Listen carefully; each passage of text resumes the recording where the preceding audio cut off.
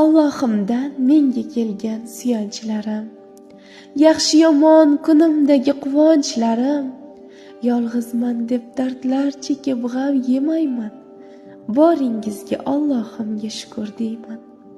Dard cheksam gar atrofimda parvonasiz, singillarim siz mening do'st dugonamsiz, xomush paytim ham yutganda g'amxonamsiz, boringizga Allohimga shukr deyman.